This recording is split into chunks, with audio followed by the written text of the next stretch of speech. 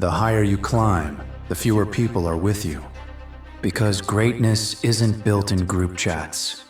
It isn't found in parties, timelines, or shallow praise. It's earned alone. In silence, repetition, and sacrifice. I used to think the summit would look like a festival. Spotlights pouring over my shoulders, friends hoisting me on theirs, a choir of approval echoing against the sky. I chased that hallucination with the desperation of a man sprinting after a mirage, lips cracked, throat on fire, convinced applause would quench me when I arrived. In the beginning, I did everything where everyone could see. I live-streamed workouts, posted screenshots of word count streaks, stapled motivational quotes to every digital wall I owned. I waited for the notifications to ring and tell me I mattered. Each like felt like a breath, each silence, a suffocation. When the feed slowed, I pushed harder, but only on camera. Off camera, I collapsed, a performer who forgot the act ends when the curtain drops. It took a single night to gut that illusion. A gym after hours, lights humming above rubber floors, the only soundtrack my own ragged inhale. I was chasing one more deadlift PR, because the audience demanded upgrades. I yanked the bar, spine arched like a bowstring, desperate to prove something to ghosts scrolling miles away. Halfway up, I felt the vertebrae protest, a hot blade kissing the lower back. I dropped the bar, felt the tremor shoot down both legs, and crumpled. No camera, no live chat. Just the hiss of fluorescent bulbs and the unmistakable realization: crowds do not catch you when you fall. I limped out with medicine ball knees and ambulance thoughts. No one DM'd, no "bro you good" comments. The timeline moved on. That night I learned the algorithm is a turnstile. Spin through and disappear. The next morning, stiff and slow, I looked in the mirror and saw a man auditioning for strangers instead of grinding for himself. Something inside me cracked, quieter than bone but deeper. A vow forming. I killed the live streams first, logged out, deleted, wiped the digital drool from my chin. The silence that followed felt like altitude sickness, thin air, pounding temples, no dopamine rescue. I kept waiting for the phone to light up, for someone to miss the show. Nothing. Days crawled. The gym remained, empty as a cathedral after midnight. I started training in the corner, lights off, one dim halo above the rack. The steel sounded different without echo. Low, brutal, honest. Every rep was a confession shouted into a void. The same rules spread to everything. Writing. No more word count screenshots. Just ink bleeding in notebooks no one would ever double tap. Job. Quietly stacking skill on skill while co-workers chattered about weekend plans. Relationships. Trimmed to the bone. Family. A friend or two who spoke in action instead of emojis. The rest archived like old receipts. Was it lonely? Of course. But loneliness misplaced is self-pity. Loneliness chosen as strategy. I wasn't exiled. I withdrew. Every step back from noise was a step into focus. And focus is a scorched earth policy. It raises the fields where comfort grows. My phone became a brick after sundown. My apartment, a bunker of repetition. Barbell, keyboard, cold shower, sleep. Rinse the weakness, repeat the mission. I stopped looking around. No check-ins, no proud of you pats, no chorus chanting keep going. Validation became a foreign tongue. I only understood metrics I could measure in cold iron and black ink. Pounds lifted, pages filled, hours slept, miles run. The world outside could spike or sink. My graph stayed one-directional, up the mountain, foot by blooded foot. People asked why I vanished. I didn't. I tunneled under them. Weekends turned into monastic retreats. Dawn, weights, midday, study. Night split between code and prose, a brain staggered but obedient. The apartment walls started sweating ambition. Even the silence felt caffeinated.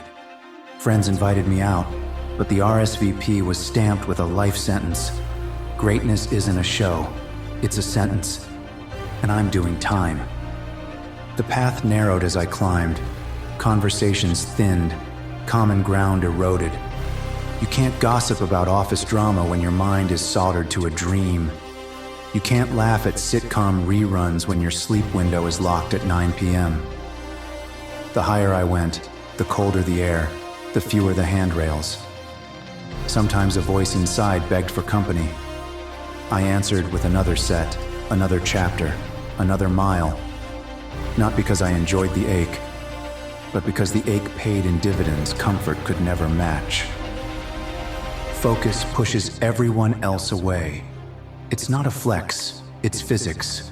A mind pointed like a spear leaves no surface area for passengers. Try holding a conversation while balancing on the edge of a blade. You'll bleed both tasks. So I chose one. People talk about balance like it's sacred. Balance is for gymnasts. I was building cathedrals from scar tissue.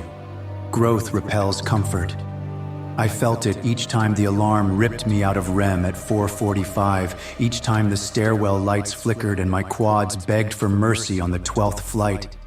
Comfort whined, progress roared. Calluses formed where softness once lived, on palms, on brain, maybe even on heart. My laugh lines hardened into trench lines. I wasn't sculpting a highlight reel. I was forging a war relic. Months passed. Seasons molted. I kept my head in the forge, hammering routine against resistance. One evening I walked into that same after-hours gym, back now ironclad, deadlift double what had snapped me open, and saw a couple kids filming content, ring light glowing, shirts off, laugh track banter. My reflection caught in their lens for a moment. Scarred, silent, unbothered. They asked if I'd mind stepping aside so the background looked cleaner. I did. I let them center stage, then loaded plates in the shadows and lifted weight they hadn't dreamed yet. Their camera never noticed. Greatness has no crowd. It doesn't need one. Results began whispering before anyone saw them. My code shipped faster. Bugs dissolved like salt in boiling water. Writing sessions birthed chapters that sliced instead of sagging. PRs fell in clusters, yet I didn't announce. I logged the victories privately, dated and signed like classified documents. The world outside kept scrolling, but the ground beneath me tilted upward. It happened eventually, the day someone noticed. A coworker saw a side profile and asked if I'd been doing something different. A reader emailed, stunned that a blog post punched harder than usual. Small tremors first, then bigger. People started checking in. Where have you been? How did you... Can you share tips? I answered politely but briefly. By the time curiosity located me, I was miles beyond the coordinates they thought mattered. They weren't catching up. They were staring at contrails fading overhead. That's the equation. By the time they notice you, you're gone. They applaud an echo. They cheer dust. The ascent erases the crowd, and the silence becomes a throne. Not gold, not glory, just altitude and wind and the hum of your own pulse, loud because there's nothing else to hear. I won't sweeten it. There are nights the void presses against the ribcage like vacuum-sealed plastic. No arms reach in. No voices carve a path. You eat alone, train alone, write alone, think alone. But solitude is a blade turned inward. Use it right, and it carves away everything that isn't necessary. What remains is lean, lethal, and bulletproof. And if you're reading this for hype or hope, you opened the wrong door. This is an ice bath for the soft. It unthreads excuses molecule by molecule. Your playlist won't save you. Your accountability buddy won't drag you.